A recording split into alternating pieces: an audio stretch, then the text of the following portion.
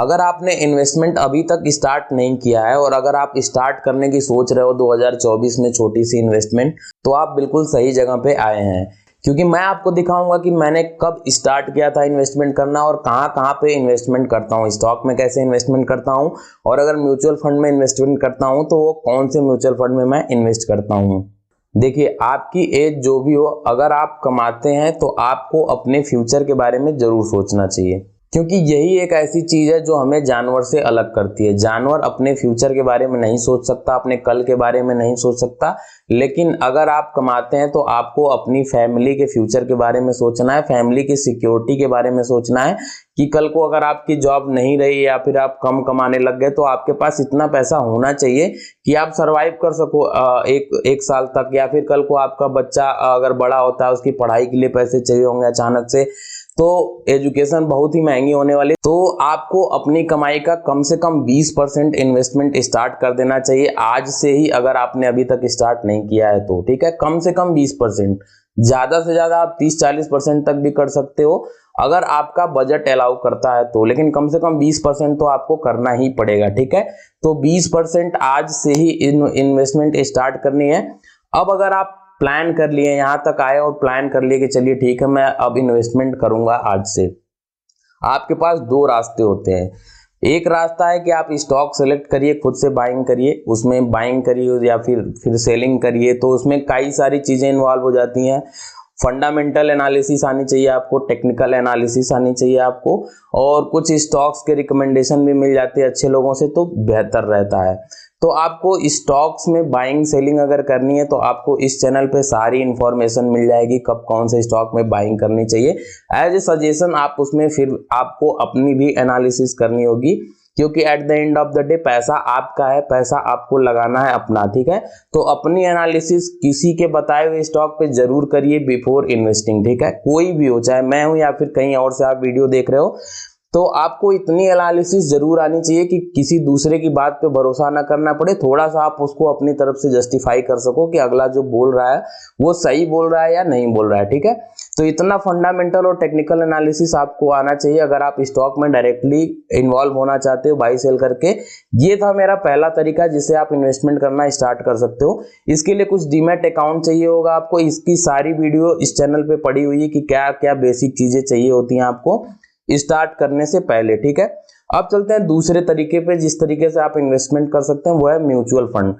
काफी चर्चित है ये दूसरा तरीका। क्यों? क्योंकि इसमें काफी आसान होता है आपके लिए।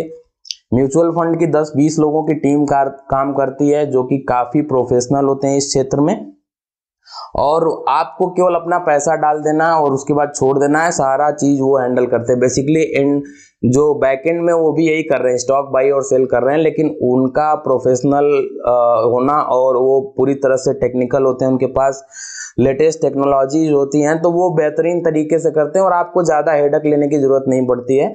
तो इसमें भी दो तरीका होता है। अगर आप म्यूचुअल फंड में पैसा डालना चाहते हैं तो आप लमसम अमाउंट डाल सकते हैं या फिर आप एसआईपी कर सकते हैं। लमसम क्या होता है, अगर आपके पास एक साथ 5 लाख रुपए इकट्ठा है तो आप एक साथ चाहो तो जमा कर दो किसी एसआईपी में, उसको छोड़ दो 8-10 साल के लिए, वो अपने आप उसमें अच्छे रिटर्न आ जाएंगे। दूसरा तरीका है कि आप एसआईपी करा सकते हो। अगर मंथली इनकम है आपकी 50,000 रुपए या फिर 1 लाख रुपए, तो 10-20 हजार रुपए की एसआईपी आप कंसीडर कर सकते हो। और आपको एसआईपी किस तरह के म्यूचुअल फंड में करानी चाहिए वो अभी हम लोग वीडियो में देखेंगे कि मैं किस में इन्वेस्टमेंट करता हूं, अपने कौन सी एसआईपी है मेरी और कौन से स्टॉक में मैंने बाइंग कर रखी है। ये सारी चीजें मैं आपको लाइव दिखाऊंगा अपने वीडियो में। ठीक है, अगर आप यहाँ पर आए हैं और अगर अभी तक आपको वीडियो अच्छी लगी तो प्लीज लाइक कर दीजिए, और चैनल को सब्सक्राइब नहीं किया तो प्लीज सब्सक्राइब कर दीजिए, इससे पहले कि हम लोग वीडियो में आगे बढ़े। तो दो तरीका बताया मैंने आपको, स्टॉक बाइंग सेलिंग, और दूसरा तरीका मैंने बताया आपको म्यूचुअल फंड। तो अब चलते हैं सीधा कंप्यूटर की स्क्रीन पे और मैं आपको दिखा देता हूं कि कौन कौन से म्यूचुअल फंड में मैंने इन्वेस्टमेंट कर रखी है और कितना मंथली करता हूं मैं, और उसके पीछे का लॉजिक भी मैं आपको बताऊंगा। और दूसरी चीज ये कि ये कोई पेड प्रमोशन नहीं है, जो मैं म्यूचुअल फंड दिखाऊंगा आपको उसके तरफ से मुझे कोई पैसा नहीं मिला दिखाने को, मैं जस्ट अपना पोर्टफोलियो दिखा रहा हूं आपको, सो दैट कि आपको विश्वास हो पाए और हम लोग एक ट्रस्ट से बंध पाए। ठीक है, एक ट्रस्ट होगा हमारे आपके बीच तो अच्छा रहेगा। तो मैं आपको अपना पोर्टफोलियो दिखाऊंगा जो भी है मेरा, कि मैं क्या इन्वेस्टमेंट करता हूँ। उसमें से आपको अगर कुछ अच्छा लग जाए तो कॉपी कर लीजिएगा, नहीं लगेगा तो कोई बात नहीं, अपनी रिसर्च जरूर कर लीजिएगा जो भी करना हो। तो चलिए स्टार्ट करते हैं without wasting any more time. तो दोस्तों अब मैं आ गया हूँ अपनी कंप्यूटर की स्क्रीन पे और मैं आपको दिखाने वाला हूँ अपनी सारी होल्डिंग और अपना कॉइन में जो भी मेरा म्यूचुअल फंड है। तो सबसे पहले काइट पे चलते हैं। यहाँ पे होल्डिंग्स आपके सामने है। पोजीशंस में आपको कुछ नहीं दिखाई देगा क्योंकि मैं ट्रेड नहीं किया हूँ आज कोई। जनरली मैं ट्रेड करता हूँ अब स्टॉक्स के अकाउंट पे, वहाँ पे ऑप्शन ट्रेडिंग भी करता हूँ मैं, लेकिन इन्वेस्टमेंट के लिए मेरा जीरोधा का अकाउंट है, ठीक है। तो ये वीडियो पूरी तरह से इन्वेस्टमेंट के अबाउट होने वाली है, ना कि अपना ट्रेडिंग के अकाउंट। तो इसीलिए केवल और केवल इन्वेस्टमेंट की बात करेंगे। तो सबसे पहला अगर यहाँ पे देखोगे तो वेदांता में इन्वेस्टमेंट है मेरा। 8,000 के आसपास का लॉस चला है, लेकिन मैं बता दूं आपको कि इसमें मुझे 8,000 के आसपास का डिविडेंड ऑलरेडी मिल चुका है। और इस स्टॉक को मैंने केवल इसीलिए लिया था कि डिविडेंड मिल जाता है, तीसरे महीने एक अच्छा खासा रकम आ जाता है। यहाँ पे 3,000 4,000 रुपये कभी कभी तो आ जाते हैं डिविडेंड के तरह से। तो इसको मैंने केवल डिविडेंड पिक के तौर पे लिया हुआ है, इसीलिए रखा हुआ है। लगभग 1 साल से मैं बस केवल डिविडेंड खा रहा हूँ, ठीक है। उसके बाद विप्रो की बात करें तो विप्रो में यहाँ पे देख सकते हो मेरा ये स्विंग ट्रेड था। इसमें मेरे पास 85 क्वांटिटी थी और ये जब 5,000 के आसपास का प्रॉफिट दे रहा था तो मैंने इसमें निकाल दिया आधा क्वांटिटी, आधा मैं रखा हूँ, ठीक है। अब उसके बाद आधा जो निकाला था मैं उसमें डाला हूँ वेस्ट कोस्ट पेपर में, जिसको इस स्टॉक को मैंने कल अपने चैनल पे भी बताया था रात वाले लाइव सेशन में। तो यहाँ पे देखिए T135 दिखा रहा, मतलब अभी 2 दिन नहीं हुआ इसको खरीदे हुए। तो जब मैं बताता हूँ आपको जो चीज़, वो मैं खुद भी करता हूँ। ऐसा नहीं कि केवल आपको बता रहा हूँ और मैं खुद उसको फॉलो नहीं कर रहा हूँ। तो ये स्टॉक मैंने अपने चैनल पर रिकमेंड किया था। यहाँ पे देख लीजिए 1 दिन पहले मैंने खुद भी बाइंग करी। यहाँ पे 150 रुपये का यहाँ पे लॉस चल रहा है और ये स्विंग ट्रेड है। इसको मैं 2 हफ्ते 3 हफ्ते तक रखने वाला हूँ। इसमें अगर 10% का टारगेट आ जाएगा मैं बेच के निकल जाऊँगा। जोडियक क्लोथिंग, ये भी स्विंग ट्रेड था मेरा, बट ये निगेटिव में चला गया है, तो इसको अभी होल्ड करके रखा हूँ। एक सही टाइम देख के मैं इसको एवरेज करूंगा या फिर इंतजार करूंगा इसको ऊपर आने का। मैं इन्वेस्टमेंट में जल्दी लॉस बुक नहीं करता हूँ।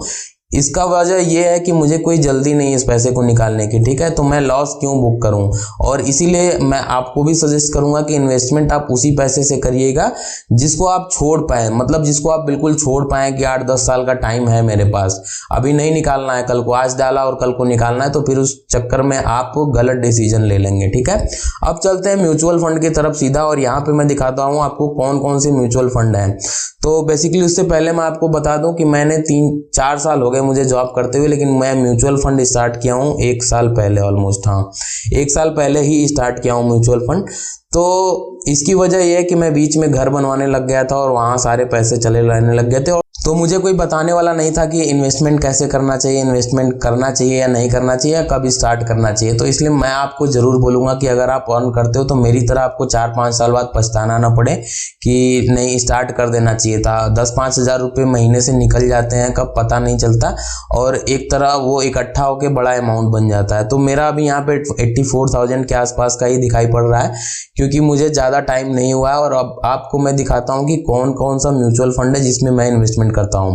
तो मेरे पास 3 म्यूचुअल फंड है यहाँ पे, mid cap opportunity fund, small cap और एसेट सेवर फंड।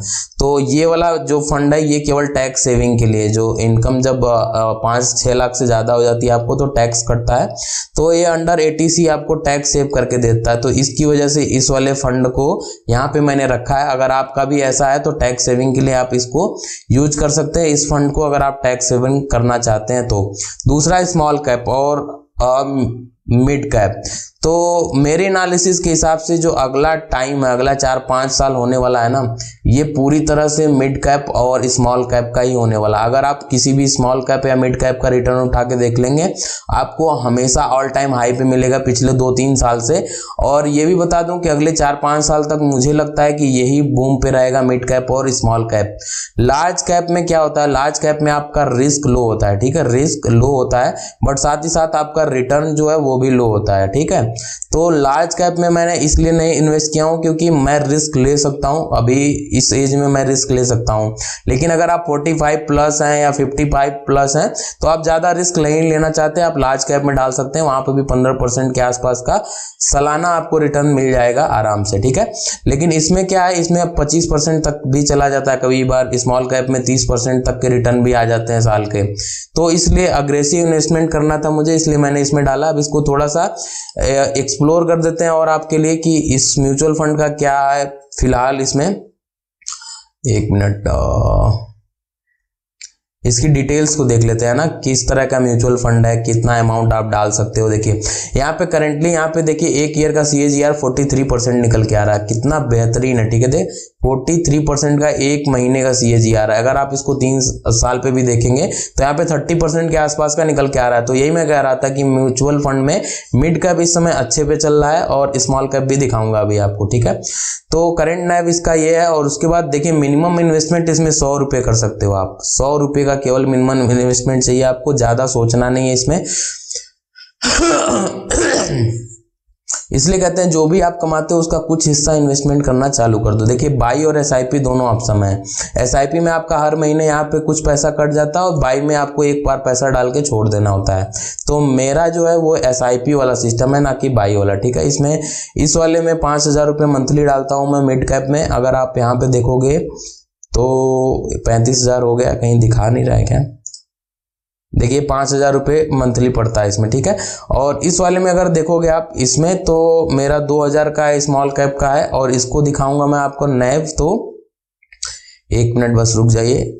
देखिए 1 ईयर का 44% और 3 साल का दिखेंगे तो 36% के आसपास का रिटर्न दिखा रहा है। चलिए 5 साल का भी देख लेते हैं, 23% के आसपास का। तो लॉन्ग टर्म में ये बहुत अच्छा करके देने वाला आपको। देखिए रिस्क रहेगा वेरी हाई, देखिए यहाँ पे लिखा हुआ है वेरी हाई। तो अगर आप रिस्क ले सकते हैं तभी आपको स्मॉल कैप में डालना है। ये मेरा पर्सनल वे ऑफ इन्वेस्टमेंट है। देखिए आपका अलग हो सकता है, आप अलग पर्सनालिटी हो तो आपका इन्वेस्टमेंट करने का तरीका अलग हो सकता है। आप हो सकता है इतना अग्रेसिव ना करो, तो आप लॉन्ग टर्म के लिए जा सकते हो। लॉन्ग टर्म में क्या यहाँ पे जो स्मॉल कैप है उसकी जगह लार्ज कैप आप ले सकते हो। लार्ज कैप में अच्छा आपको रिस्क मिल जाता है फेवर में, और रिटर्न भी ठीक ही ठाक रहेगा, 15% के आसपास का मिल जाएगा, ठीक है। तो आज की इस वीडियो में बस इतना ही। अगर कुछ अच्छा लग गया हो, अगर अभी तक यहाँ तक देखे हैं तो बहुत बहुत धन्यवाद। और चैनल को सब्सक्राइब करके वीडियो को लाइक करना बिल्कुल मत भूलिएगा। और अपने दोस्तों के साथ, अपने छोटे भाई, अपने बड़े भाई के साथ शेयर जरूर करिएगा इस वीडियो को, कुछ ना कुछ सीखने को मिलेगा। थैंक्स फॉर वॉचिंग, मिलते हैं नेक्स्ट वीडियो में।